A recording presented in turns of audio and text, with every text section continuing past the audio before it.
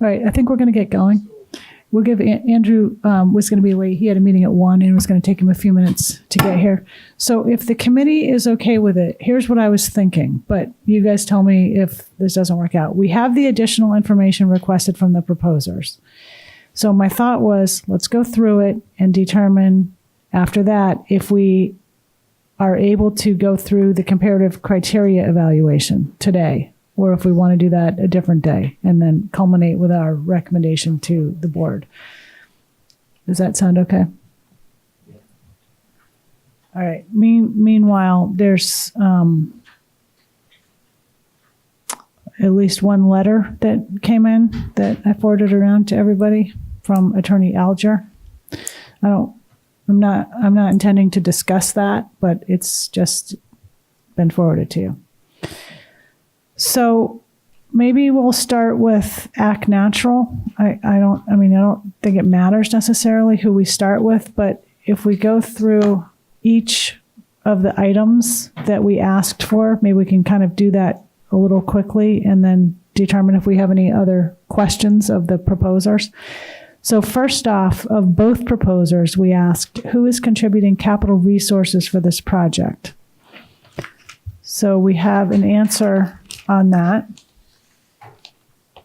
from them. We're not going to read all of the answers because they're too long, but does anybody have any questions about that information that's been provided? No. Okay.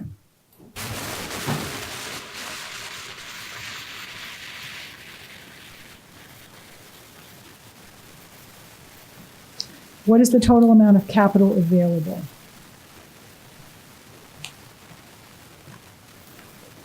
They've answered that. No.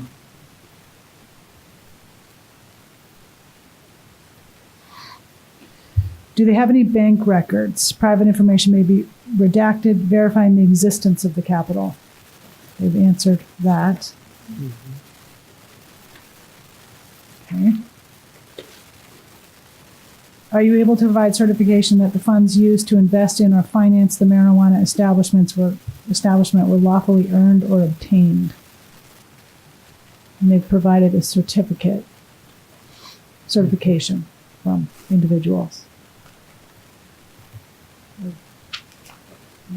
Some of these things, I don't know how we would know any different. Who is a 10% or greater stakeholder? Can we get names and contact information for individuals who have a 10% ownership or more, and what percentage? We have provided that, I believe. And again, it is what it is, I guess. Yes. With that 10% magic number, why didn't you decide to ask for who all the 10%? Because I saw some communication from town council that said that there are several names hiding just under the threshold.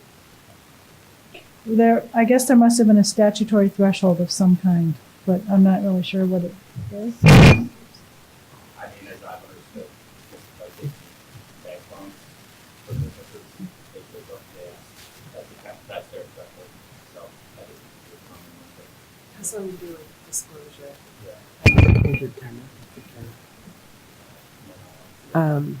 And I think that what they provided sort of went above and beyond that 10%. Yeah, I mean, we had several people who said that they had 9.9%. Yeah. So It sounds like there's a threshold of 10%, which would require state disclosure. That's correct. Libby, the 10% is the controlling person standard at the state level.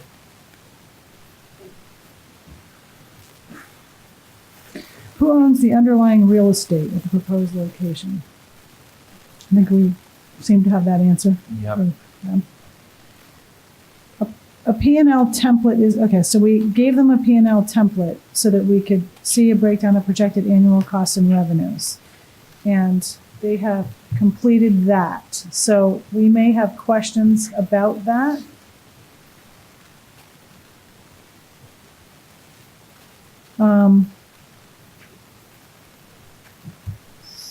Stand by a minute.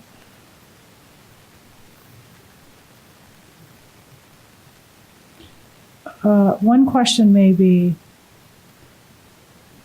that between the two submittals, and maybe this is a question we want to get into after we've reviewed the other proposals information as well, but there's a discrepancy significant between the forecasted yearly sales of the two. And we may want to know more about that, but do you guys want to come back to that, or do we feel like we want to ask some questions about that now? I don't have any questions about that in general. Okay. You can ask away if we want to get it over with. I would kind of be the same. I think it was good to see that level of detail. I don't have any specific questions about it, but I'd be happy coming back to it if other people. Well, I'm just going to make note of something that came from town council. The Mass Medi-Spa submission includes a line for anticipated number of daily customers, 130 to 155, and an estimated amount of each transaction, $90 per transaction. There are not comparable figures in the Act Natural submission, although Act Natural has provided elsewhere that it anticipates approximately 170 customer visits in the summer months. Mass Medi-Spa yearly sales are forecasted between 3.6 and 4.7 million annually, while Act Natural forecasted sales are between 6.5 and 8.6 million. So there is a significant difference there. Given the roughly comparable customer levels, this could signal a significant discrepancy between the two applicants and their product pricing. We may want to ask about pricing to get a sense of why there's such a huge discrepancy here. What do you guys think? Or do we just acknowledge that there's a discrepancy? I think we can just acknowledge discrepancy. We can't get into telling people what they can price and what they can't price. Yeah, I agree. And I think It's even free market. some of the numbers that I'd seen before, some places calculate the per person spend is about $50 to $60, which would, if one of them was using that lower figure, but a higher count would account for that discrepancy. And so I think it does have to do with how you're calculating what people are spending, as opposed to your pricing. Pricing could be part of it. So, yeah, I don't think the discrepancy. I think we just acknowledge. Yeah. Yeah. Okay. So we had additional questions for Act Natural.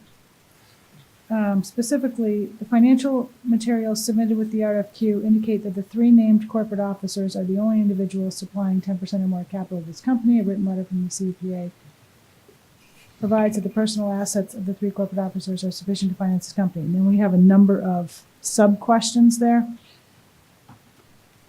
I just don't know how detailed we want to get here, but is the financial capital for their company coming solely from the three corporate officers, or in the future are there or will there be in the future other investors? And they've answered that.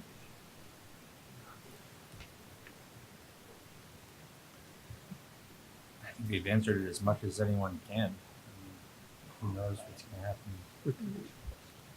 I think that kind of came back to what we were talking about,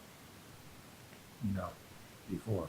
If someone wants to sell a piece of their company in 5 years, that's none of our business. If it meets the 10% threshold, then obviously it'll warrant review, but then that's a bridge that we cross when we come to it. Yeah, and any other Discussing that. I mean, that's just so hypothetical.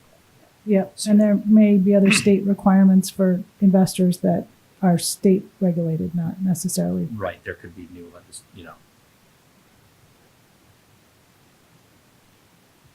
Okay, we have a sub-question B about financial assurance.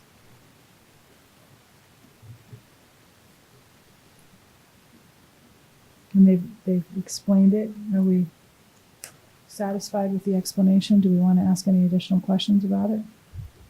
No, not me. No.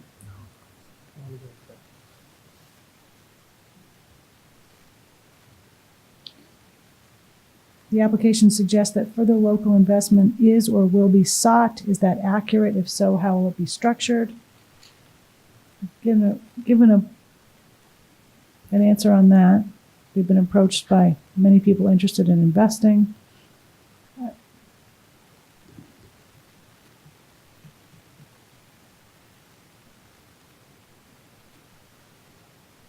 This investment structure was specifically chosen as Act Natural's principals have no plans to sell the company.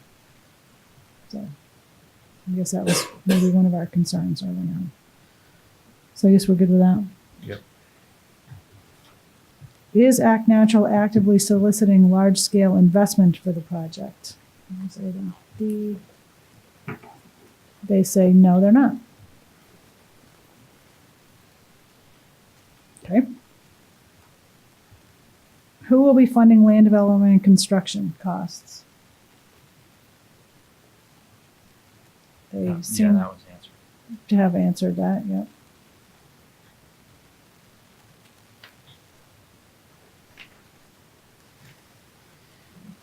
Okay, the RFQ application indicates that Act Natural will be bringing in consultants, other individuals to manage and run the operations. Other than those disclosed, how many others will there be? What types of additional consultants will be retained? And they've answered that. I don't know if everybody, if either one could tell us right now exactly who's going to be there and that sort of thing. Okay. The new Massachusetts commercial marijuana market has seen significant numbers of individuals seeking to obtain licenses for purposes of selling to other large corporate marijuana companies based in other states. And then we have a series of questions about how can we be assured that they intend to operate the business in accordance with the proposal submitted, not to profit on the limited number of licenses by selling, and et cetera. So they state here they have no plans to sell or transfer their license and has never had plans to sell. And I think we've already determined that even if they were going to, we would be able to review. Yes. For Okay. either, for anybody. Okay. And I think they've answered B already. They didn't, which was, is it your intent to sell or transfer this license? They say no.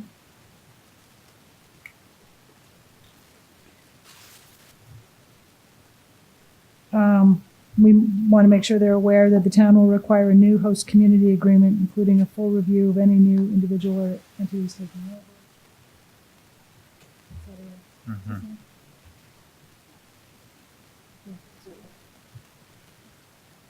Did it feel like it was going on?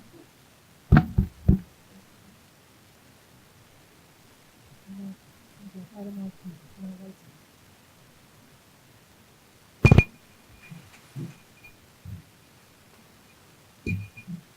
Sorry, is that on? Does that sound on?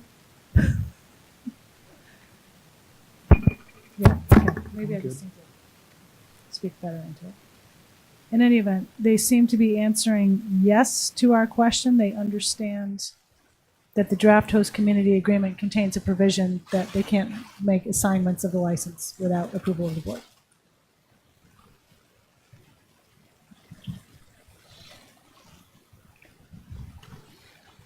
Would you agree as part of the host community agreement to the town's review and approval of any license transfer prior to any sale or assignment taking place?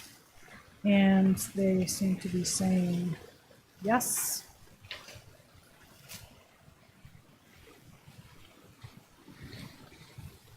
Okay, number 4, the application material suggests that Act Natural intends to enter into a robust wholesale cannabis market to other retailers on the island.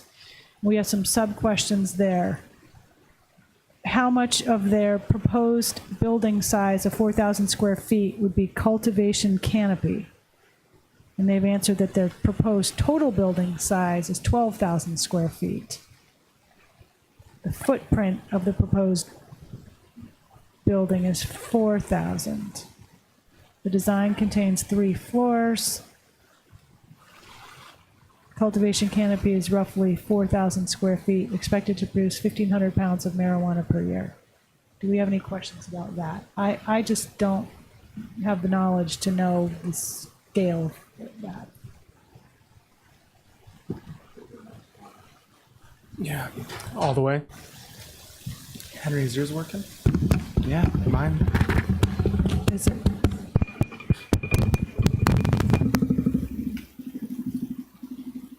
Is it on now? There we go.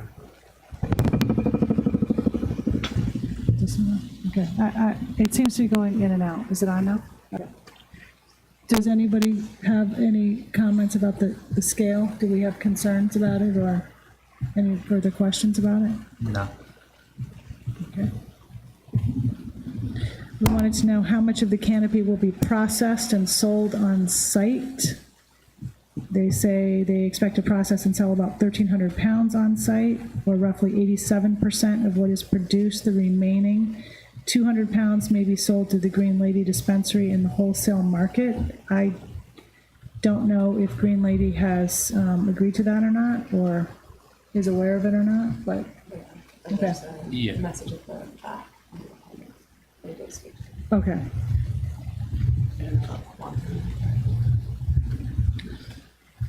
Okay, our next question was, have you had any type of preliminary discussions with the other retailer to determine whether there's interest or need for wholesale We just robust market? We just, yeah. Oh, I see. Then they have Exhibit 9, right? If you intend to grow the product in excess of what you require for your own operation, how will that impact the ability of potential craft growers to compete? And they've got an answer on that.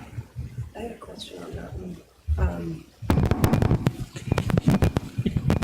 I feel like the intention behind this question was maybe a little bit lost. My question had to do with if they're planning to produce in excess of what they need, then there wouldn't be a need to buy from craft growers, which was the question that I had is, will they be buying from craft growers? Not how will they compete with craft growers who can't currently sell. But if you're already producing more than you need for yourself, then is the craft grower program just a nice to have? So I don't know if there's an answer for that, but if you're producing more than you need, then you wouldn't need to buy from craft growers. So who are the craft growers going to sell to? And maybe they just sell to Green Lady or someone else. As I understand it, it's what we're designing now, or what they've designed now, is an effort to kind of silo each, and then when state regulations allow for craft growers to start selling more liberally, they will, then it's ready to go. Does that make sense? So what you're saying is that, so right now, if we had a craft co-op right now, they could sell to the dispensaries, the retail dispensaries, but they can't have their own little shop? Correct. And what you're saying is that is going to change? Yeah, I mean, it's proposed. Okay. So then the craft growers won't need the bigger dispensaries in order to sell? They still need the testing facilities and all that, and it's trying to get it. I mean, it's like if you go to a liquor store and you see craft beer next to Budweiser. Right. So it's the same idea. It's just that there's no. Oh, Yeah, I'm trying to explain it properly. There's no quality control really over the craft growers right now. So they're bringing through their system, as I understand it, to test and ensure quality control, so that they can go back to their, personal caregiver people now. Okay. And in a few years, they should be able to put it on the shelf, Whose shelf? the dispensary shelf. So that's my question, is if a dispensary is already producing 100% of what they need, what's the incentive to have space for a craft grower? I want Selection. Mikey's special Okay. green grow. Okay. It's consumer demand. Okay. I think people come in and they say, I want Sierra Nevada over Right. Budweiser. So it's just a supply and demand thing where they're going to buy from people who, consumers want to see. And, knowing about the personal caregiver market, these people have significant customer bases. Okay. So if you're able to go to the store and get your craft, that would, why would, as a retail distributor, why would you produce something that people don't buy? And so what you're saying is you're comfortable, you think consumer demand is going to push that craft incentive on the shelf? Absolutely. And so to worry less about whether or not they're accommodating it. I think it's the same as with any craft product on any unregulated market.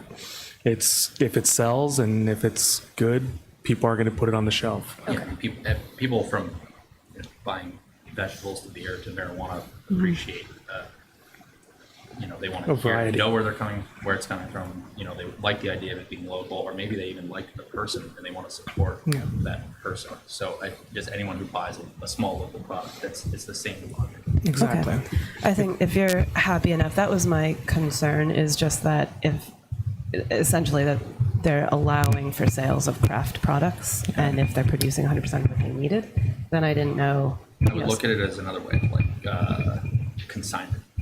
So like consignment models are great because you don't have to produce anything. You just take a commission and move on. Okay. And so that's, I can see what would happen. Hopefully their answer is the same as yours. I like yours. As well. Right. Okay. Yeah, someone might make a rub or a edible or whatever. Yeah, that is known. A local chef could do the thing. Then I'm less concerned with Thank you. Okay, so I guess that is answered.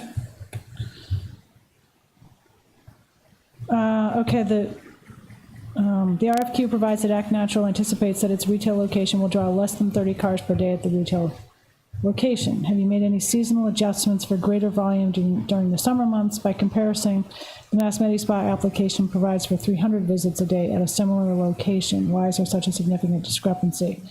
And they've pointed out they cannot find a reference to 300 visits per day in the Mass Medi Spa submission, so I don't know, that may have been a typo, and maybe they meant 30, I don't know. I don't even really totally recall that myself. But they reiterated, I think, their plan for traffic mitigation to offer a free shuttle service, credits to those who use public transportation or alternative transportation, delivery for medical patients, and online appointments. They believe that these things will limit their projected visits by car to less than 30 per day. I don't know. You listen to what happens off island, and it's a giant flood, but that seems to have, there was the initial impact of a novelty situation, maybe. I feel like what happened in Leicester is kind of a fluke because they were the very first Right. retail cannabis on the Eastern Seaboard. Yeah. People came from Maine, New York. Yeah, it's going to be harder to get Baltimore. here.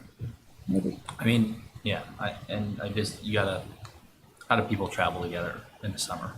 Almost always together. I could see a problem with, or the jump being with tourists. Someone's coming from out of state. Someone comes from New York, for example, where it's still recreationally illegal, and we have a lot of those. But I would very much, let's go to the dispensary together. I don't know.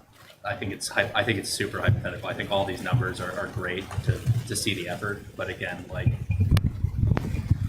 how can you really tell someone shows up in a suburban with 6 people? I don't know. It seems a little beyond the scope.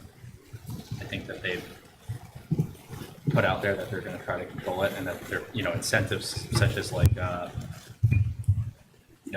discounts for using other methods of transportation. I think that'll work, personally. I hope so. I think as well the appointments will hopefully help. Yeah, and delivery. I think that helps a lot, but I think this for the chief maybe. We can probably expect to see very similar things like what happens at the Nobody or Beach party, where somebody shows up with a giant truck, fills up the truck, and then gets it for all their friends. So we can't stop them from doing that either. They can't carry more than a certain amount, though. Okay. So I think it will. Yeah, you can't buy more than. But like what Henry said, if 8 people show up in a Suburban or a minivan, they can each buy their max. It's not There's very- nothing we can do to stop that. I think that's beyond scope. Yeah. Yeah. I mean, Yeah. we're not having that discussion for a liquor store. Yeah, exactly. So we can drop No. it. And I also think that is it's an ounce, I think, that you can buy from a shop at a time, so it's not that much, I believe. I'm not great with those That's a numbers. lot. Is that a lot? For one person. I mean, A non-smoker? I don't know. that would last a habitual smoker maybe 2 weeks to a month. Okay. So Maybe it's not an ounce. So, but I did talking to people that had been to the one in Wareham, it sounded like there is a significant enough limitation. The only thing I would say, and I think it is beyond the scope, is that I did drive-bys of 3 off Island, and they were packed, and traffic was a problem. So Brookline dispensary backs up into Route 9. 150 people online. Yeah. So that might be a situation not unique to us anyway. Yeah. Okay.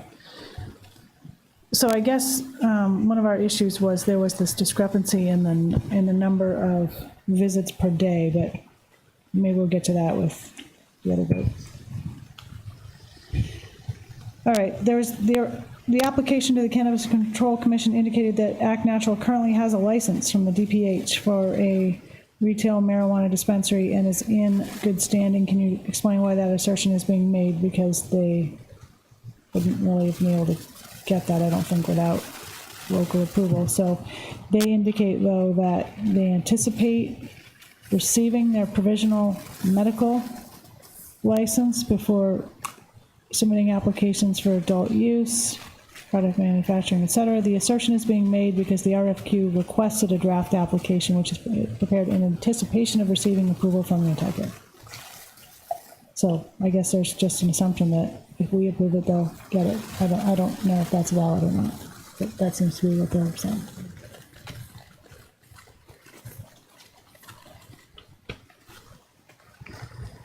Okay. The only other item that may have come up, and I think there's been a little bit of email around about this, is one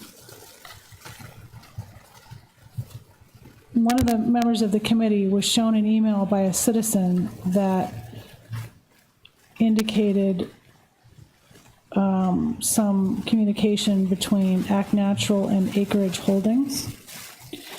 And we were wondering if we could see whatever communication there occurred between, if any, between Act Natural and Acreage Holdings.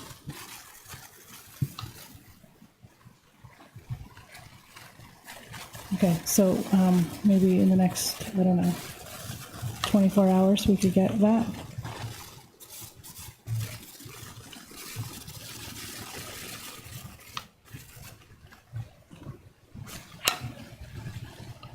Okay, do we have any other questions for Act Natural besides what we?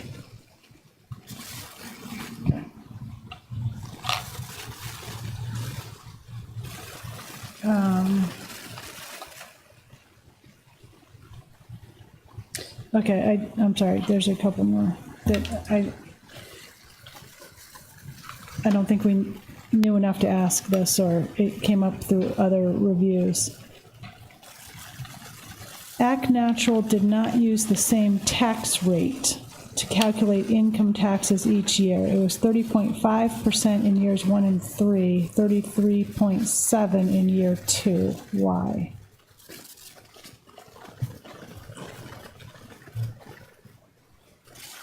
Okay.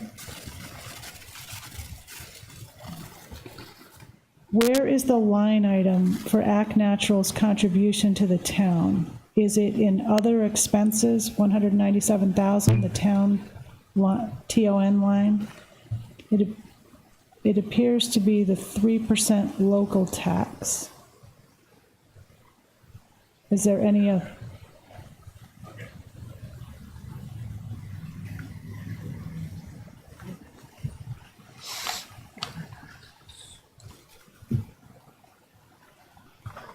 Okay.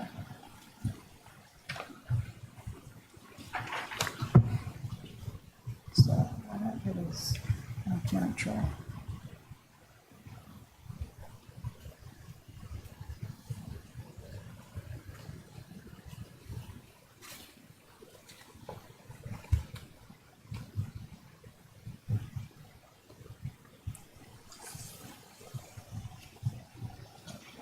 Hang on, I'm just organizing my papers.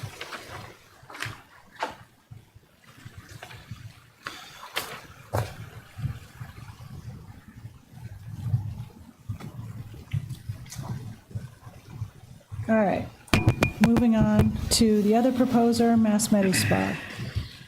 So back to the same questions for both proposers. One, who is contributing capital resources for the project?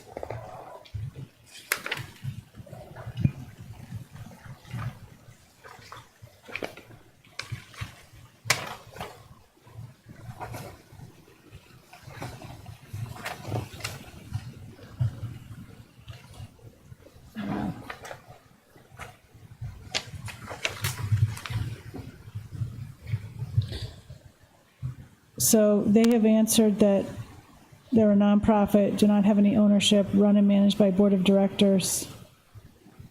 South Shore Biopharma has committed to spend at least 4.5 million, et cetera, et cetera. South Shore Biopharma, SSBP, is a 100% owned subsidiary of High Street Capital Partners, DBA Acres Holdings. So I guess the answer to that is that it's SSBP that's providing the capital. Yes? Yep.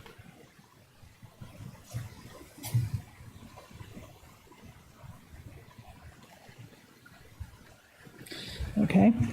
What is the total amount of capital available? Looks like $8 million. Yeah. Do we have any questions about that? Do you have any bank records? Private information may be redacted, verifying the existence of the capital.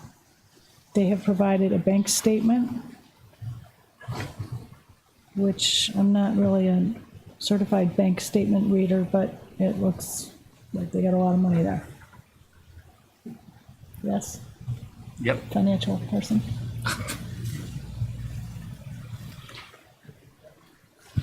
Okay, are you able to provide certification that the funds used to invest in or finance the marijuana establishment were lawfully earned or obtained? They say yes. But I don't know if they are able to provide it. Did they provide it? We have some kind of a certification from the other group, but did you provide a document? I don't see it. In their answer, they say they're happy to provide, Yeah. right? So I guess they answered the question. They are able to provide it. They just actually didn't provide it. So could you provide it to us? Okay.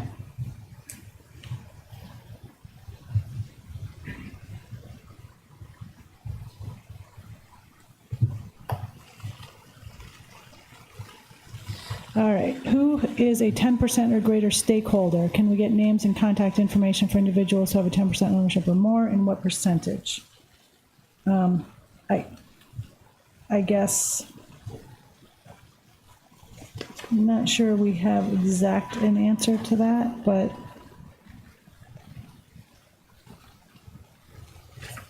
they've not converted the company to a for-profit, so they're using this nonprofit model.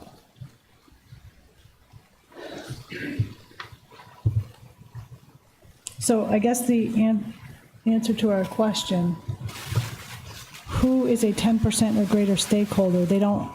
They're not set up like that, so they don't have that. Okay.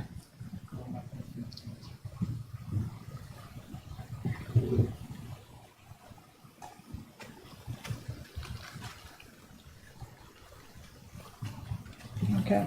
Who owns the underlying real estate at the proposed location?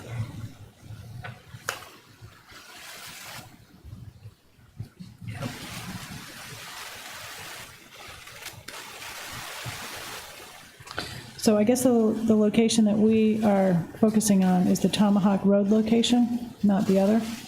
And it looks like Acreage, Massachusetts is the holder of an option to purchase, and the ownership is Tidal Creeks Realty Trust. Is that correct?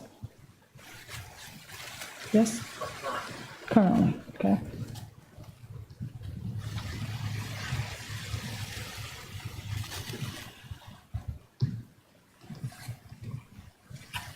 All right, P&L template is attached. Okay, so they have also completed our P&L template. Now, I have a number of questions that came in from a few others about this. And you all have a pretty lengthy email from town council about it. So a couple of follow-up questions would be, how will profits from the company be handled or reinvested, given the company's nonprofit status? I don't know if that's answered to our satisfaction in the additional submittal. Henry, what do you think?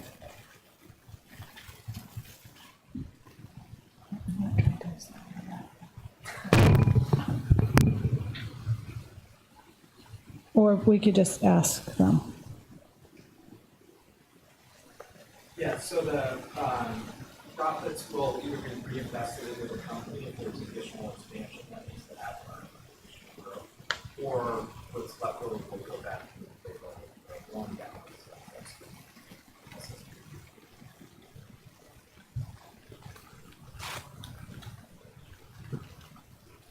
Okay, so it either goes back into repay the loan to SSBP, or I'm sorry, what else did you say? Additional equipment or expansion within the program. Okay. Yeah, or if there's any leftover in the board wants to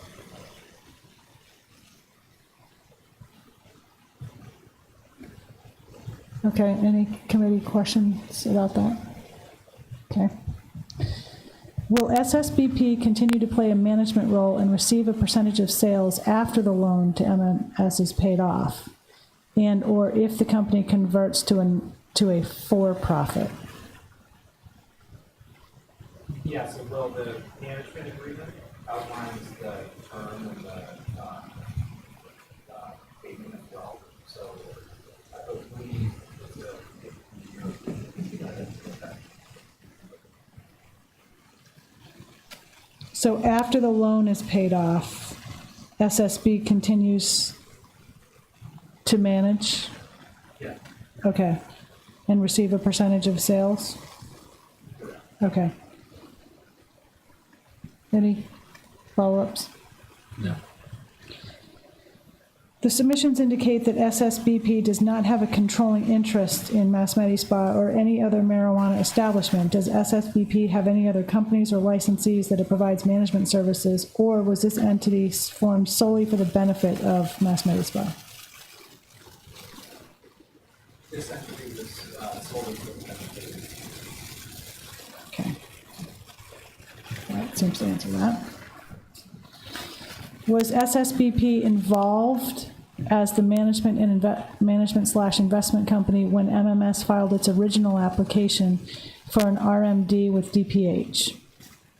What role, if any, did SSBP have with MMS's operation with the original board of directors prior to the change in directors? I don't even know if I can follow that. It was before we got involved on that, so, I believe it was around, as for that role.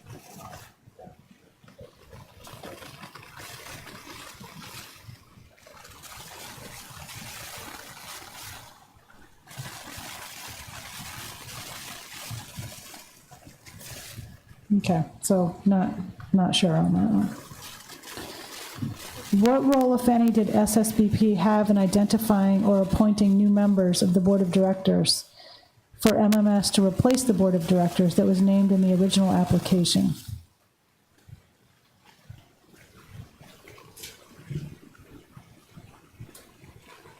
Yeah, we worked with the, board and kind of as we, looked to start this project together, work together to build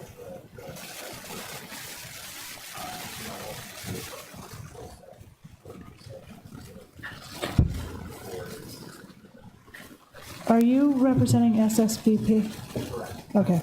Sorry, I wasn't sure. So basically, you worked with the MMS board, just, I guess, talking over who you felt would be appropriate. Yeah, maybe I could try to answer that. They came to me and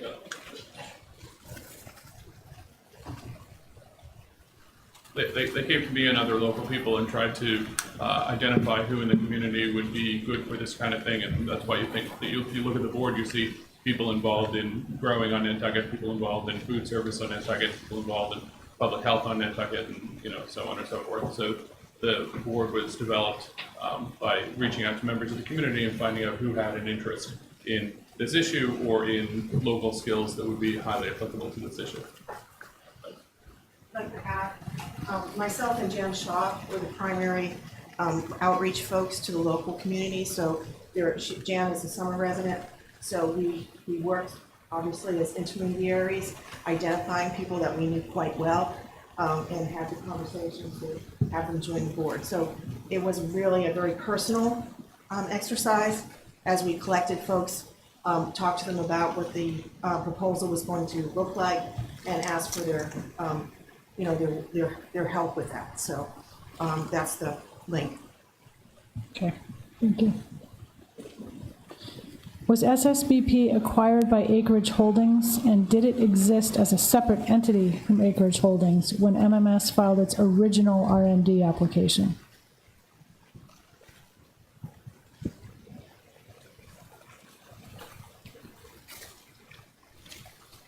Yeah, that relationship is essentially mirrored where MMS used to have the social biopharmas as their contractor, and Acreage Holdings has acquired social biopharma.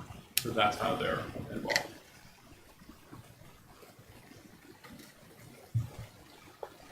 Okay, so yes, SSBP was acquired by Acreage Holdings. Yes.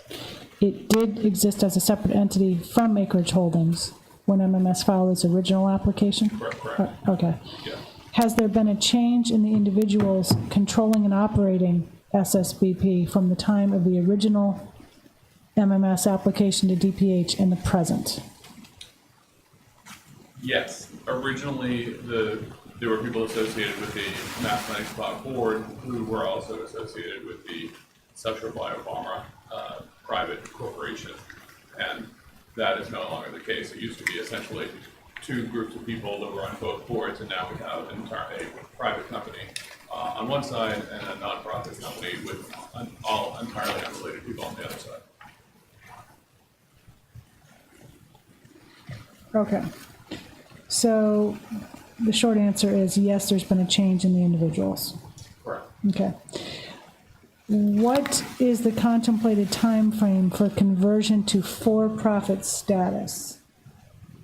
There's no time frame or intent to do that. There's no intent to go to be a for-profit? Yeah, and I couldn't say that would never happen, but Acreage works in multiple states, and in some of those other states, there's a nonprofit model. So they're already in the business of working with nonprofits for multiple years. And in some of the states, those have been converted, and in some states, they haven't been converted. But there's no intent to have that happen here. And there's a question that you have about whether or not the board could approve that, and we anticipate that would happen with the select board. Okay, thank you. Any other questions on that? All right. MMS purchase and loss P&L indicates an additional $150,000 for charitable and nonprofit local giving. Can you explain further and indicate to what extent that is related to the host community agreement contributions? Is it above and beyond? Above and beyond. I believe the number is 3%. That's the fee to the town, and then another $25,000 that the town has required, and I think there's another $10,000 that the town has required. So on top of all of that, the 150 was intended to be a minimum charitable contribution that MMS would make. And just to sort of circle back to your question before, when Chris had answered that if there's excess funds, that those would be put back into the business, or used for expansion or whatever was going on. And then one of the additional things would be charitable contributions. And I heard some snickers on the other side. And I actually found that quite offensive because when you have a nonprofit model, the only thing you can do with profits is put them back into the business or give them away. So that's a real thing. Thank you. All right, I went out of order a little because I forgot that we had a bunch of additional questions from Mass Medispa, a couple of pages of them, that town council gave me those questions that I just asked about. So I think most of them are answered, but I just want to go through them for the purposes of being comprehensive about this. What is Mass Medispa financial contribution to this project in terms of percentage of investment? And what is the source of these investment funds? And they have answered that. So I'm just going to kind of go through this a little quick, unless you guys think we need to just stop me if you want to ask more. Mass Medispa is no longer owned or controlled by its original owners. Who bought this company from the original owners and who currently has the controlling financial stake in MMS? And that we were just asking a little bit about that, and there's a pretty detailed response to it. I don't have any more questions on it. Mass Medispa is relying heavily on the investment and operational management expertise of SSB and Acreage Holdings. And then there's a whole series of questions related to that, all of which are answered in their submittal, and there were not any follow-ups from town council on them. And I don't know if anybody else had follow-ups. I didn't really have them. And again, I'm not a corporate expert on corporate structures and things of that nature, but it seemed like they had a lot of detailed answers. So the state law provides that a controlling person, as defined in the CMR, cannot have an interest in more than 3 licenses in any one category of marijuana establishment. And then we have a series of questions there. And again, I don't think that town council had any follow-ups. So I'm going to consider that answered.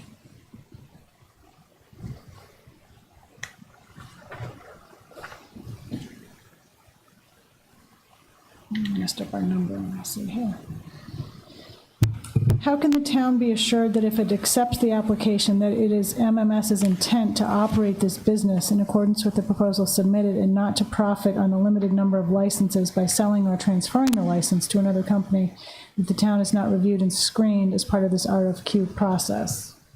And they have answered that, and they already mentioned they have no interest in or benefit from selling or transferring the license. I mean, they both are saying they don't have any intent to do that.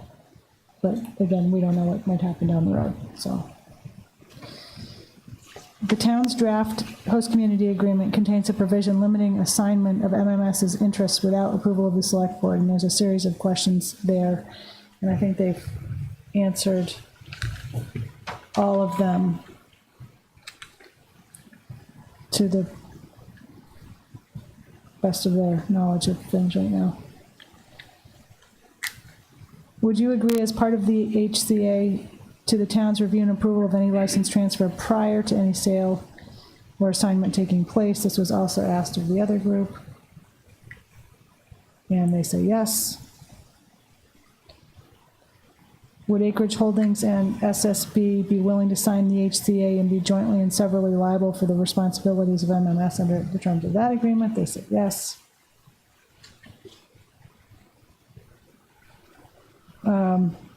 Basically, our next question has to do with their nonprofit status. Would they be converting? And they seem to have said no. Not that they know of right now, anyway. Yes. Okay, and then we have some location-specific questions. counsel for MMS has sent a letter to the Attorney General challenging the town's interpretation of the required 2,000-foot buffer and asking to have this provision of the zoning bylaw disapproved. There's also been a stated intent to petition to have the buffer reduced to 500 feet so that MMS can build a facility on Old South Road. Given the town's current bylaw and interpretation of the buffer requirement, the town is only considering, for the purposes of the RFQ, the alternative location proposed on Tomahawk Road. Would MMS be willing to enter into a host community agreement that provides MMS or any of its affiliates would agree not to challenge the town's zoning interpretation of the 2,000-foot buffer?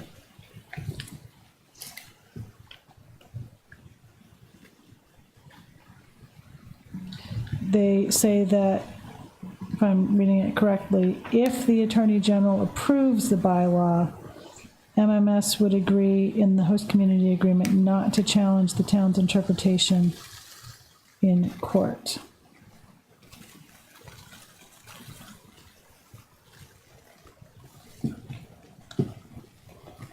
So I guess that's what it is for now. Libby, do you know if the AG has looked at the question 3 days? I don't believe they have.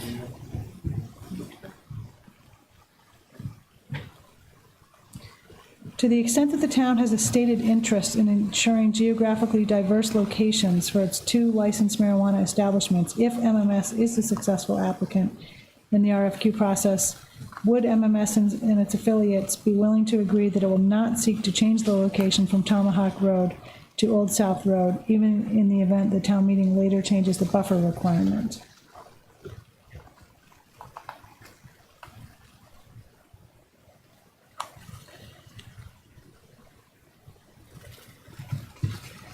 So the answer seems to be, and I'm just going to read it because this is an issue for people. MMS is not seeking to win this process so that it can challenge the town. We want to open a facility in a way that will be good for the community as soon as possible. So long as there are only 2 licensed marijuana establishments, and so long as the town of Nantucket determines that they should be separated by distance, regardless of zoning, MMS will agree in the host community agreement that it is location specific to the Tomahawk Road site and not to challenge that term. If they are awarded the HCA and non-opposition letter, it will diligently pursue and construct a facility at the Tomahawk Road site. Due to the sunset clause in the HCA, the time and cost of permitting and construction is not practical, that they could or would and seek to move to the Old South Road location. So I'm taking that as basically mostly a yes. They would be willing to agree not to seek a location change. You can take that as a yes. Okay.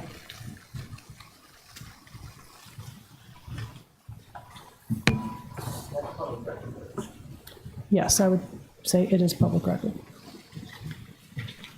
What is the anticipated canopy for this facility? What is the plan for obtaining additional product if the canopy is not sufficient to support local demand? And what is the plan for selling or dealing with excess capacity? So they've got a pretty detailed answer on that, I think. Did anybody have any questions about it? It looks like substantially more product than the other. And I don't know if that's good or bad or neither. Yes.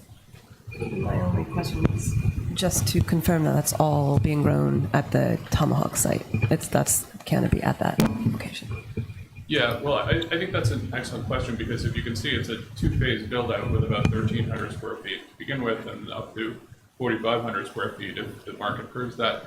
I think that it's a key distinguishment between our application and the others where we're actually building a model where we could have less and still be viable and with the capacity for much greater if needed. And that leaves room for craft growers and it leaves room for market fluctuations. We think that that 2-phase process allows for that to happen. And that's all at the Tomahawk. It's all at Tomahawk, yeah, all at one site. Our facility is about 11,000 square feet of production and 2,000 square feet of dispensary, and whereas the other one is 4,000 square feet on 3 levels, so they've got, I think, about 8,000 square feet of production. I think it's in the basement and third floor or second floor. So, you know, they're proposing 4,000 square feet of production all at once. And we're proposing to start slower and with the capacity to ramp up if needed or justified or whatever. All right, that seems to be all of the questions that we asked. So they both seem to have answered our requests for additional information.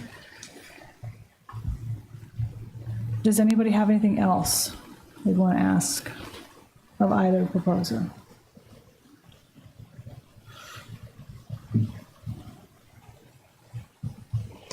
Okay, do we feel ready to evaluate the comparative criteria? Yes. Okay. That's the next item on our agenda, and the item after that is discussion and potential adoption of a recommendation to the board. Before we give a recommendation to the board, I just want to say I think we want to have our recommendation reviewed by town council. So we could maybe come up with a draft or where we're heading, but maybe not totally finalize it today. So going back, oh, my microphone's working again. Going back to, So Libby, I'm just gonna note Yep. draft then, right? Want me to start taking notes in the draft? yes, that would be great, please. How would the committee like to do this? Do you want to take each proposer but one by one and go through the comparative criteria, or go through the comparative criteria and do it for both? I'm trying to remember how we normally would do this. I think we probably take them one at a time. I would say let's do them one by one, because if we do the two comparisons individually, we will remember and we'll end up accidentally doing apples to apples. Okay. The recall bias. All right, so Henry, you got it? Yeah. You're keeping track? Yep. All right, our first comparative evaluation criteria is knowledge and understanding of adult use marijuana, retail and medical marijuana licensing procedures. So highly advantageous. Who are we evaluating? Sorry? Who are we evaluating? Oh, I'm sorry. Who do you want to do first? Let's go alphabetical. All right, we'll do Act Natural first. Highly advantageous demonstrates a superior knowledge and understanding of the adult use marijuana, retail and medical marijuana dispensary licensing procedures. I'm not going to read every word of this. It's all right here. So their superior knowledge is highly advantageous. Thorough knowledge is advantageous. Not advantageous is less than adequate knowledge and understanding. So we might need to go around because every committee person is supposed to. Can we we don't have that. Oh, it's in your packet from earlier. Okay. It's on the town website too. Okay, well, we have to get it. Do you want me to email you the link right now? If we can, or I can make a copy of one. The two of us don't, it'd be easier if we're gonna be asked to do that if we Well, it actually had it in front it of might us. be in one of the proposals. Okay, you got any idea where? Because that's 700 pages. No. Why don't you just reply to the last email? Just send it for me.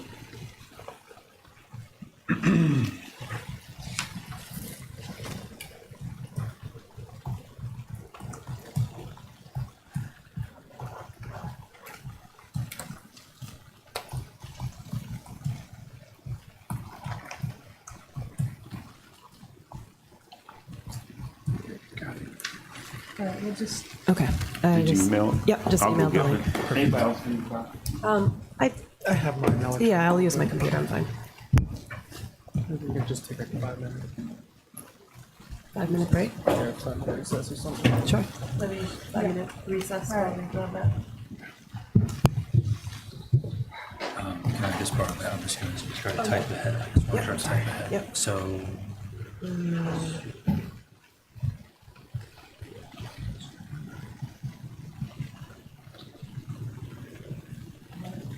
All right, so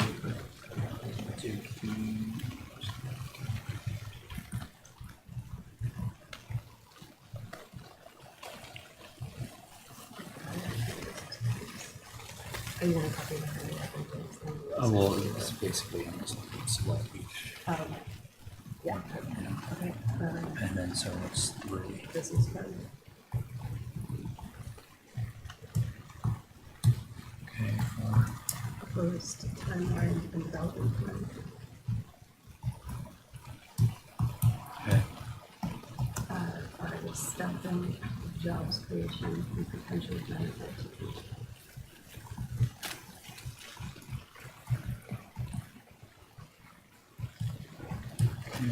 Okay. 6, demonstration of historical. So this is local designs and community.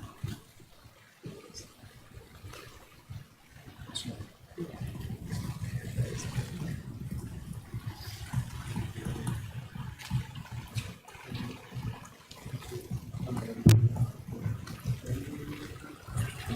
Should we maybe rotate through those first? Yeah. Yeah.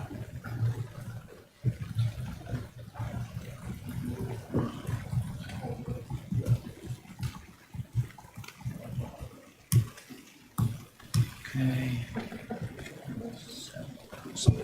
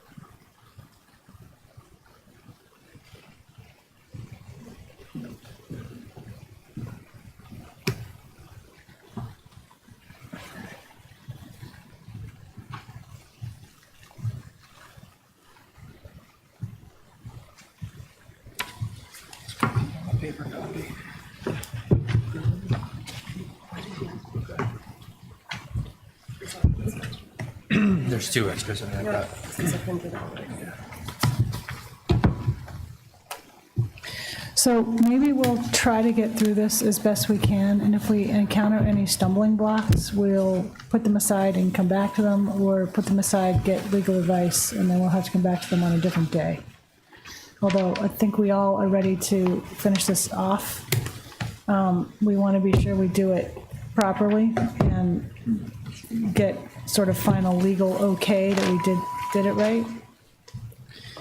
So maybe what we'll do is switch around how our group, the order of people sort of voting or evaluating. So the first item is the knowledge and understanding of the adult use marijuana retail and medical marijuana licensing procedures. I don't mind going first. I would rank Mass Medi Spa as highly advantageous. Wait, we're gonna do one. Yeah, oh, I'm sorry. I messed that up already, so let's do Mass Medi Spa first. Okay. Since I already said that. I would rank them as highly advantageous. Number one. Do you want to go that way? Yeah, I would put highly advantageous as well for number one.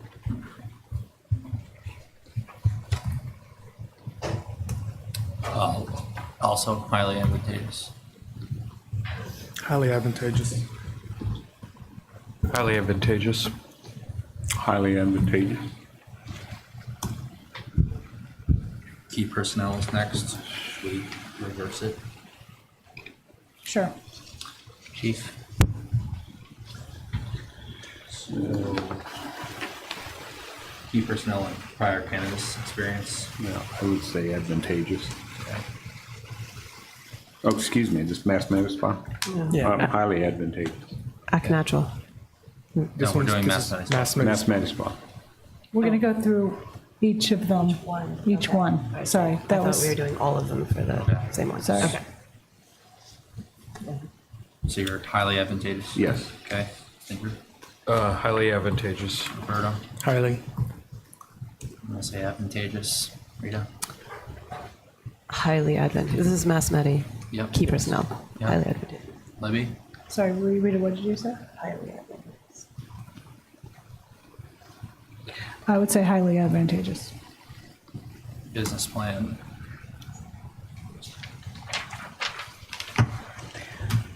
Highly advantageous. Rita? Advantageous. Okay. I'm also agreeing with you, Rita. Advantageous. Roberto? Advantageous. Okay. Andrew? Highly advantageous. Chief? Highly advantageous. Thank you. And then proposed timeline and development plan. Chief, back to you. Highly advantageous. Andrew? Highly advantageous. Roberto? Highly advantageous. Okay. Lee? Highly oh, advantageous. Rita? Advantageous. Okay. Libby? Highly advantageous. Okay.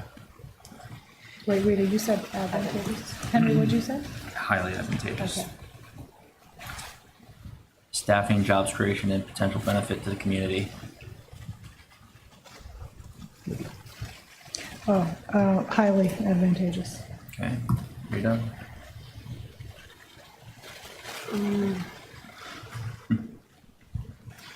I will say I struggled, so I'm going to go advantageous. Okay. I'm gonna go out on a limb here and say not advantageous. Roberto? Highly. Andrew? Highly. Chief? I'd say highly. Okay. Number 6.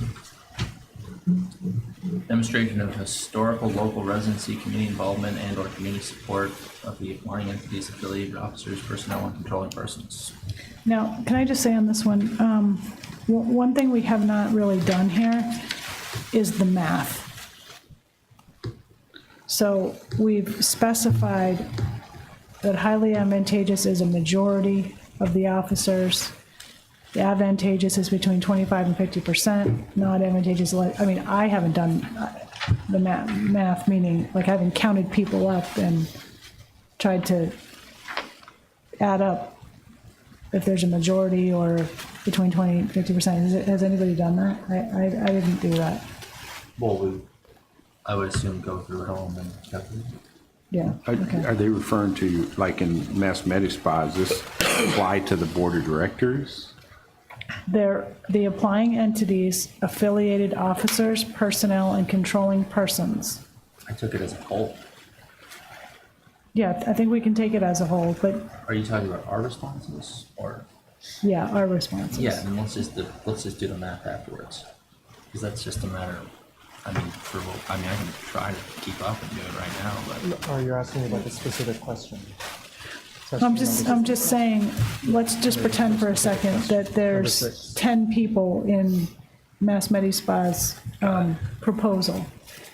I haven't looked through to make sure that a majority of the 10 have local historical residency on the island with substantial documented community involvement and can provide letters of support. I think that anybody can provide a letter of support. I'm not even worried about that, but I haven't said, oh, is it less than half, but more than 25% that have, do you see what I mean?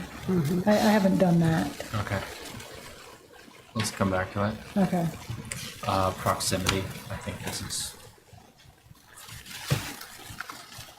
I don't see how we don't say both of them are highly. I agree. Yeah, they're in the same location, basically. Product testing, Same. They're both doing the same testing. yep.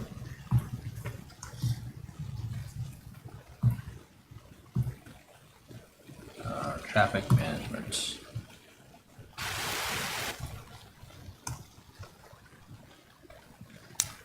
I think both the same, really. I would say highly advantageous for both.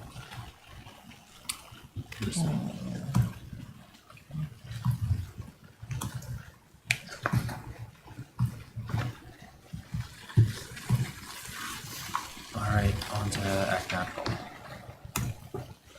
Knowledge of marketplace, Libby, Advantageous. Rita, The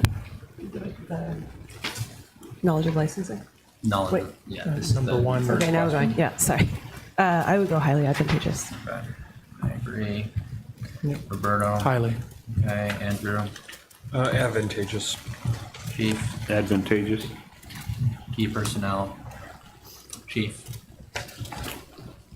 I would say advantageous. Andrew, Advantageous. Roberto, Advantageous. highly advantageous. Stick around a little bit. Rita? Business plan? No, key personnel. Oh, highly advantageous. Libby. Highly advantageous. Okay, business plan. Back to you, Libby, please. Business plan, I'm going to say highly. Okay, Rita. Highly. I also agree. Roberto, Highly. Andrew, Highly. Chief. Advantageous? Proposed timeline and development plan, Chief. Say highly advantageous. Andrew, Highly. Roberto. Highly. I agree. Rita, Highly advantageous. Libby. Highly. Okay. Staffing, jobs creation, and potential benefit to the community. Highly. Highly. I'm as well, Roberto. Highly. Andrew, Advantageous.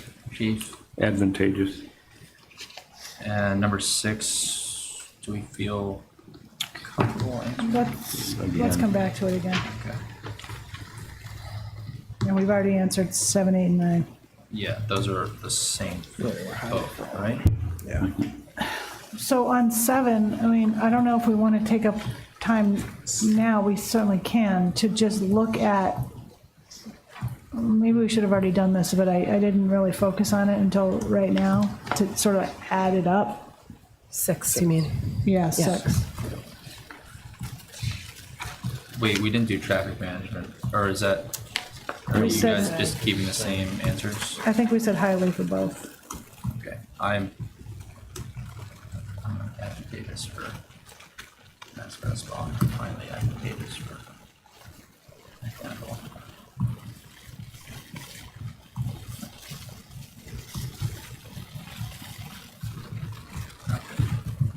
So that brings us back to number 6.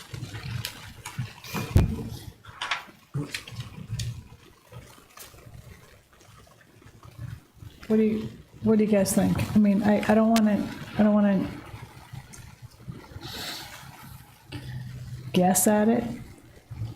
I want to just make sure that we're all going from the same basis of how many people in that they've listed have these things that we've asked for. Yeah, I don't think we should ask for more information. No, I agree. Yeah. I think we should just look through it and figure out, so I guess we can just do that now. Yeah. And just make sure we're using the same, I think, yeah, I think the problem is they're not identical. You know, like, for instance, Act Natural has principles that are more involved in the proposal, where Mass Medispa has companies they've hired from off island, but the board of directors are all 100% from here. So, I mean, this is like an apple and an orange. How do we measure this? I'm not sure, but we can talk over how we're gonna measure it. I'm not sure it matters if the affiliated officers and controlling persons I mean, that's what they are. Affiliated the controlling persons is a statutory And that's the term. people that are on the board or that have made the 10% or better investment Yeah, or in it. or who are just named as controlling persons, because, you know, they're statutory, but I would say the affiliated officers are the people on the local board or but otherwise part of the organization. Yeah.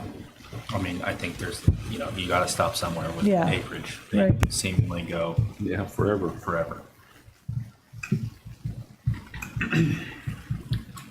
So I'm not really sure how to get at it.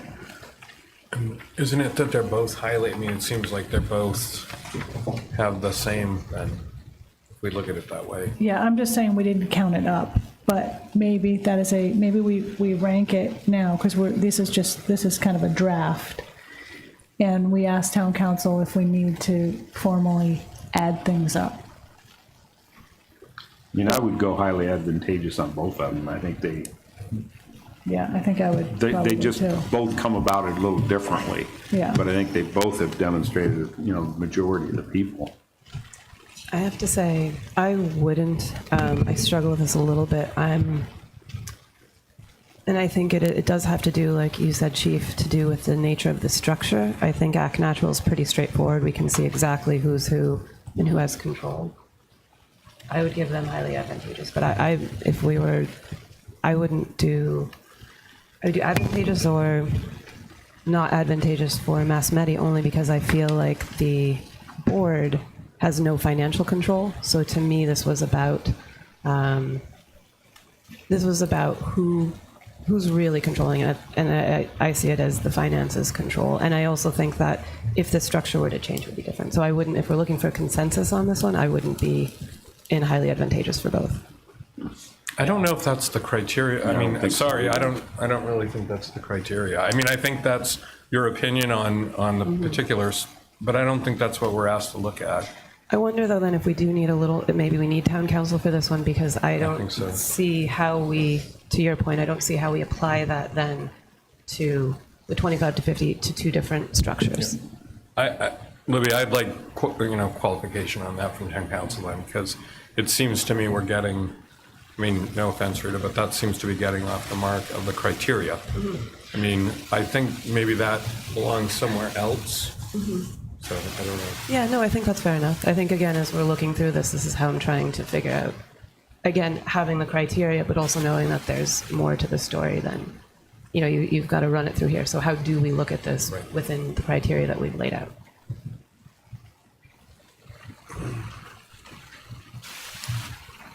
Okay, so I guess we are holding on that so that we can find out more about how we actually apply this criteria or consider this criteria if the structures are different. Let's define some of it. I mean, historical, local residency. Yeah. What?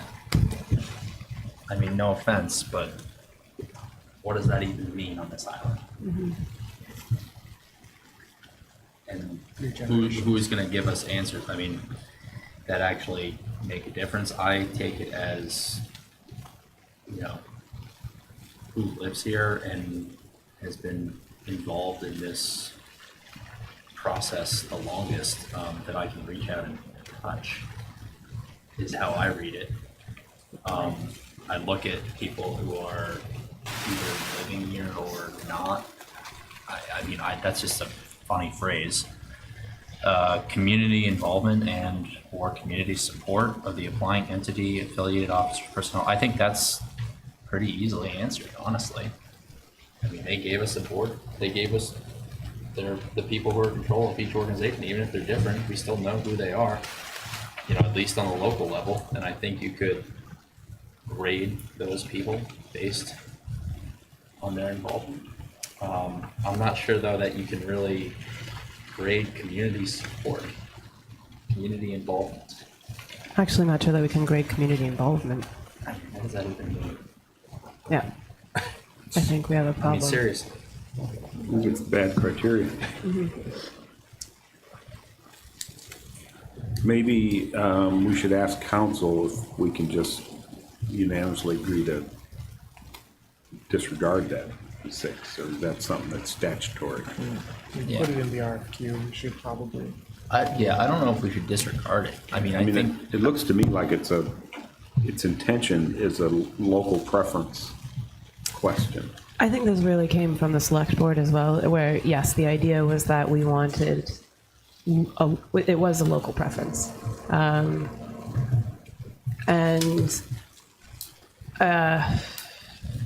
So the question the idea is was how that- far does it, what constitutes a local preference? You've got a board that's made up of all locals that hires an off-island company to help them manage the facility. well, what's a local, first of all? Well, good question. We'll Because say, there are no, if we're defining I mean, in year-round my residents, opinion, then there somebody's aren't. been on the island for 14 plus years, but. Yeah, I mean, I know people who, you know, aren't locals until they die here, so.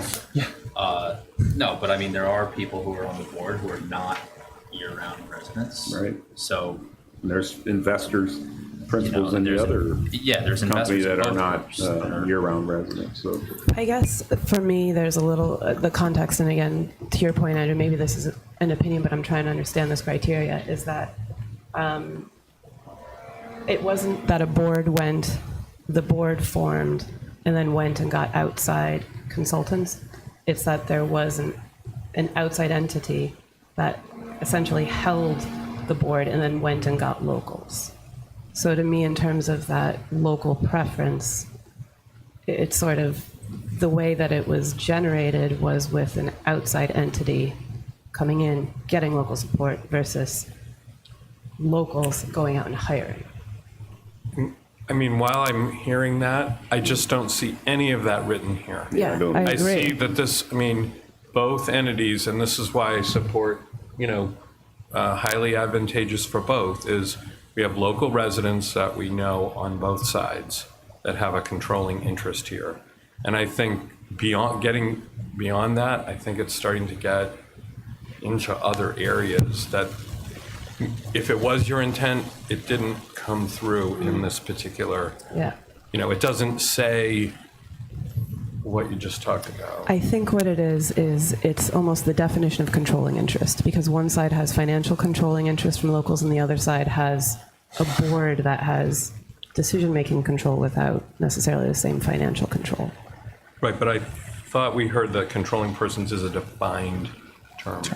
But then the local board with 5 to 7 local people doesn't have control because they're not 10% investors. That's I think what they're saying is that the state-defined controlling person has a 10%. Yeah, but I think that argument falls apart when you're dealing with a not-for-profit.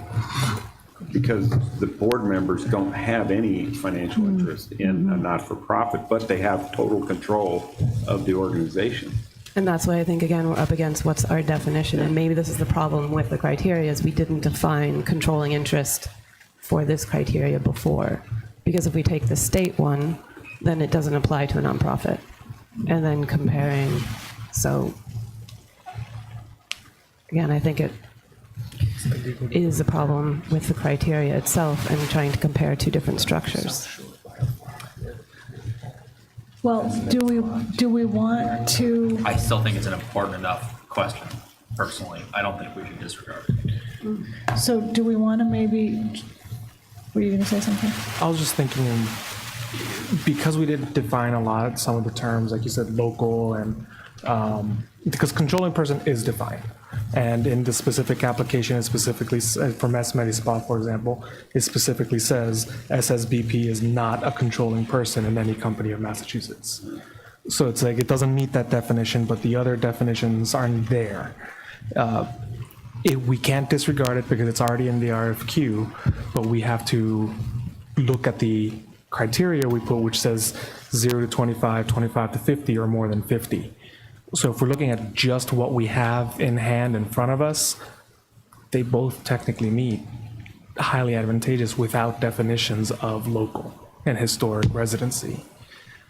And to avoid impropriety. Well, do we want to say for now that pending further review by town council and input, we would say highly, if you want to say something different, you can. And sort of make that a tentative until we can get some clarification? Because there is, a lot of things have, you know, hindsight's 20/20, and maybe we should have known more about the structures, the difference, before we launched into this. But we didn't, so. I agree. I would support that. I would also ask for definitions of the words. I know we're literally arguing semantics here, but at the same time, the words matter legally at this point. And I think town council will have at least legal definitions for these that might help. Yeah. So how do we make it more apples to apples is what we want to know. Do we want to rank it anyway, like you were suggesting, I or would say yes. But pending that, or do we feel that would be inappropriate? I'd rather abstain, because I don't know if that's an option. Otherwise, I will. Nice try. Rita. yeah, can you? Yeah, you shouldn't have shown up. Thought about that. There's no snipers waiting for you outside. You're okay. We all want to abstain Yeah. from this whole thing. Anyway. We all live and work with everyone in this room, Right. except for maybe you guys. But I think then I'm happy grading, and I guess I go highly advantageous, so I wouldn't have the consensus on highly advantageous for both. And then So then let's just do both. yeah, let's vote. I don't think there's any precedent for having to blanket. Yeah, Like that's why we have. that's why we have a board. Process. Do you want to add things up? Yeah. Can we just finish this one? Yeah. So And So I'm putting an asterisk next to it. Yes. Pending review of town Yeah, council. okay. All right. So this is for Act Natural, please. Libby, Highly. Rita, highly. Eileen as well. highly. Andrew, Highly. Keith. Oh. Highly. Okay. And then back to you, Chief, please, for Mass Spa. Highly. Andrew, highly. Highly. Highly. I'm gonna say advantageous. Advantageous. Libby. I'm going to say highly because I don't want to discriminate because we haven't had this resolved totally. Yeah, I just did a quick math thing here Yeah. on Act Natural, and, you know, guys are living in Boston, another one's living in Cambridge.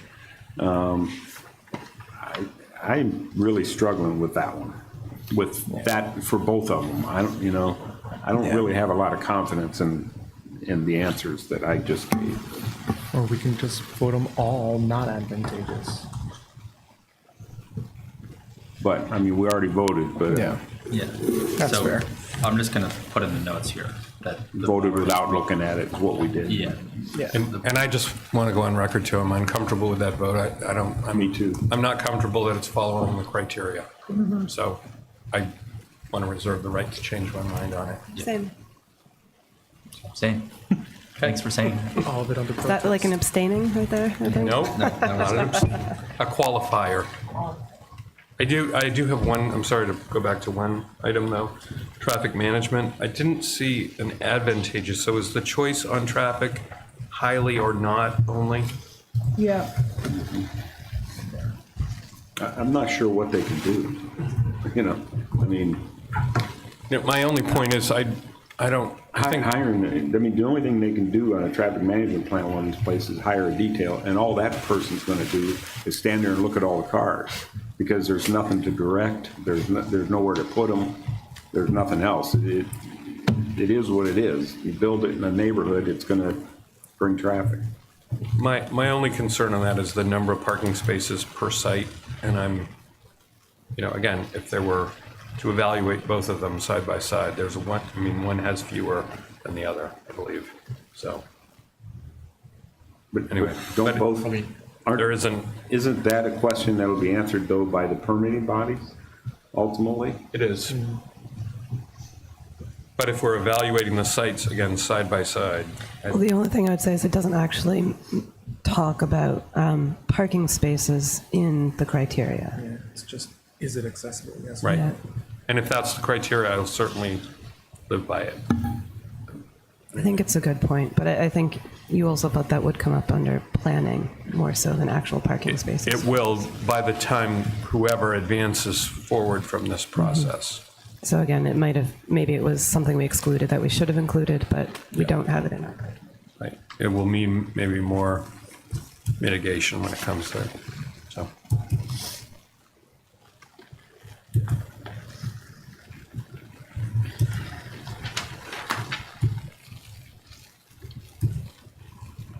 All right, are we totaling these up? Yeah.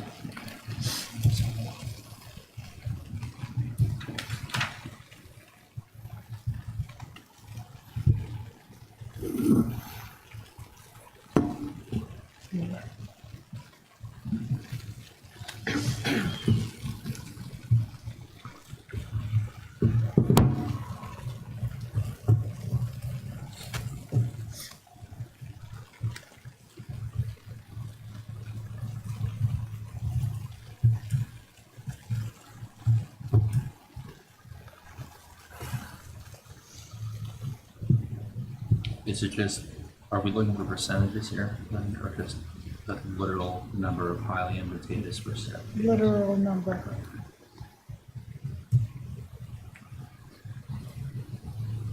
Is not advantageous is 0, advantageous is a 1. We didn't highly even- is 2. We didn't even assign numbers like that. I think it's just if you got Just how many? whoever has, yeah.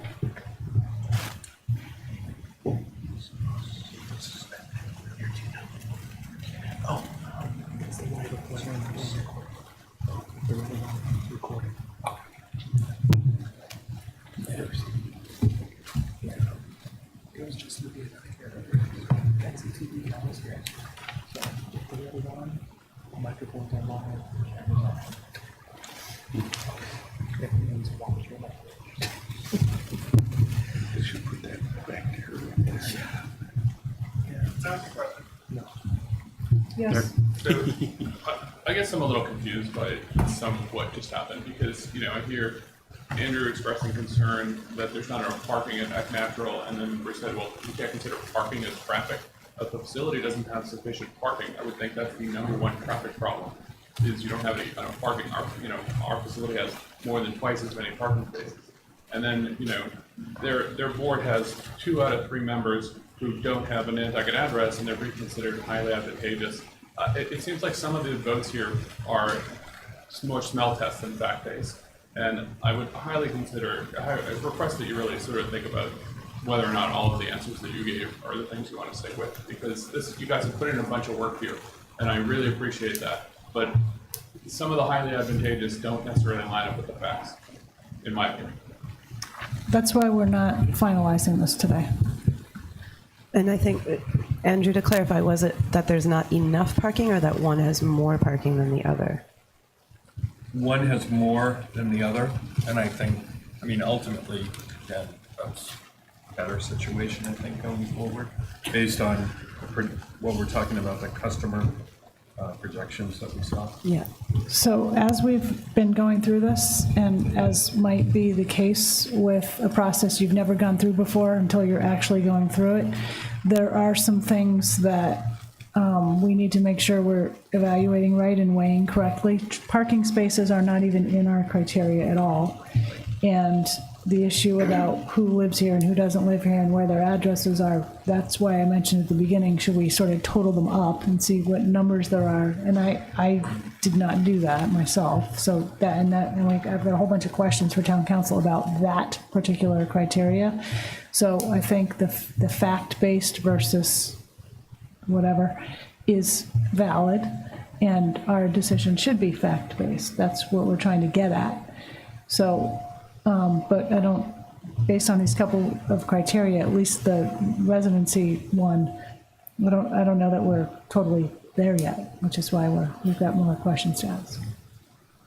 Is this voting process actually a public comment at this juncture? Not, Mr. Cohen just got to do it just so some of these votes get past the sniff test. I'm exactly sure what that means. yeah, thank you. I agree. That's not really open for public comment. So do you want to add, did we added? Yeah, I just, Oh, go sorry, ahead. need to count in the quiet here, if I can. Yeah, Okay, thank you. sorry. No, it's not your fault.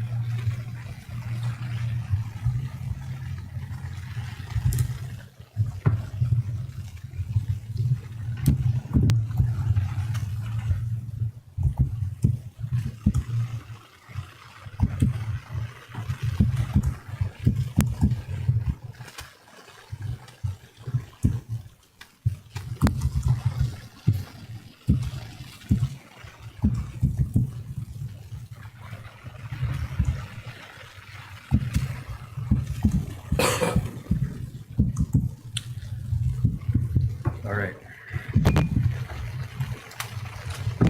For Act Natural, highly advantageous was 45, advantageous was 9, and not advantageous was 0. For Mass Med Spa, highly advantageous was 45, advantageous was 8, and not advantageous was 1. So that's, And that's including 6. okay. Which I have to, on question 5, what was the ranks for both of them?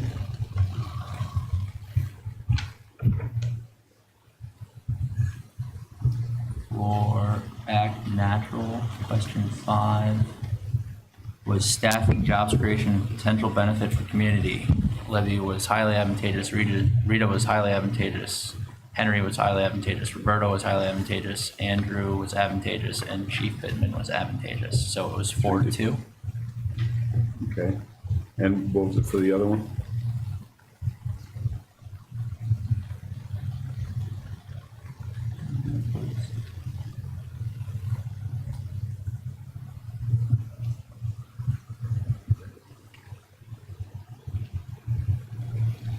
Highly advantageous for Libby, advantageous for Rita, not advantageous for Henry, highly advantageous for Roberto, highly advantageous for Andrew, and highly advantageous for Chief Pittman. So 4, 1, and 1. Okay. So I think where we are right now is we have these tentative rankings, I guess I would call them, until we have number 6 more clarified, which I imagine I could get done hopefully within the next day or so. Do we want to schedule another meeting later this week to finish this off? Sure. If we are able to get it posted tomorrow morning, the earliest we could meet would be sometime on Thursday. Postings start, I think, around 10. We can, I can't meet Friday, so. I can't meet Friday either. You're not here on Thursday? Thursday or Friday. Okay. What about Tuesday? Tuesday's fine with me. We do Tuesday and then 10 to 12. Tuesday's good. Could we do Tuesday early? Like 8:30? That is early. I've got 9:30 to 4.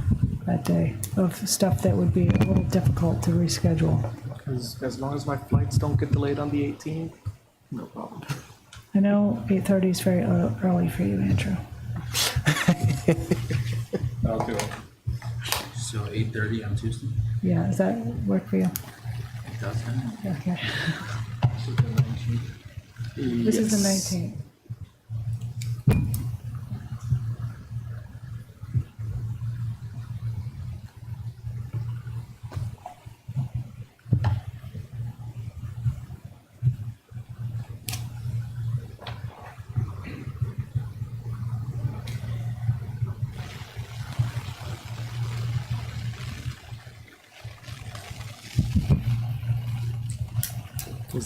Is this room available?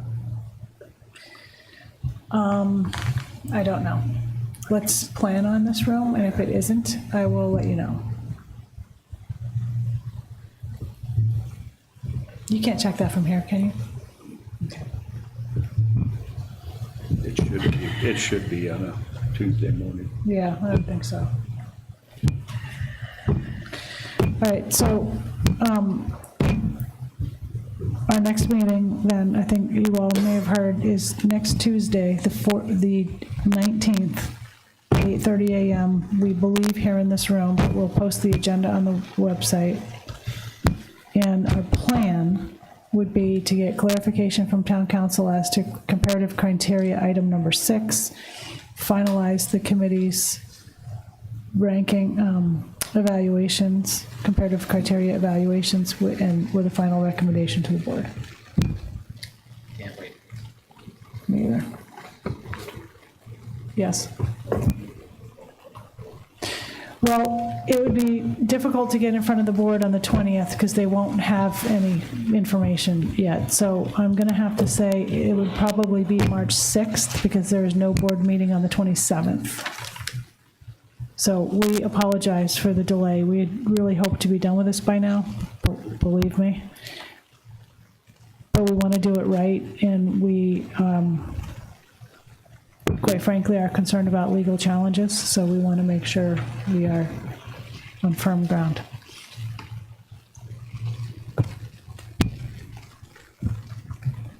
Yes? So, when you have your sort of scoring on the numbers, how would you then make a recommendation? Is each person going to have a vote, or are you going to just give us an evaluation for those numbers? Is there a way to translate what's happened here into a recommendation, or would you have that process? Well, typically, the process would be whatever proposal gets the most highly advantageous evaluations. Well, if it's a tie, then we use our item that's in here. In the event of a tie in ranking within this category, the applying entity with the higher number of local residents as controlling persons will receive a preferential ranking. So we are discussing that with town council and making sure we're on firm ground with it. And if somehow there were still a tie, I guess we would go to the board and say there's a tie and potentially leave it with them. Okay, I appreciate the clarification. Thank you. I mean, should the number of highly advantageous in the event of tie? Because right now they're not equal. Yeah. Yeah.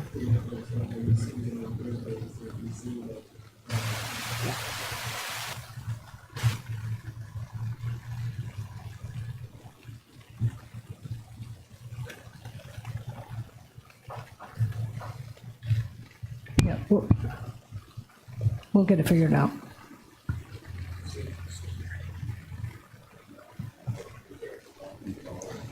You can make one last comment if you want. And while Bobby's coming, I think the 0, 1, and 2 make sense, but we do have to really clarify in the case of a tie, because we could still end up with a tie, even with the numbers. I just want to state a question or a clarification.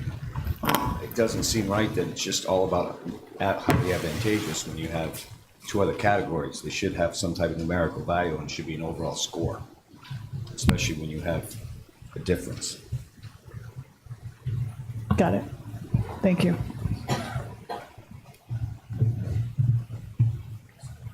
Adjourned?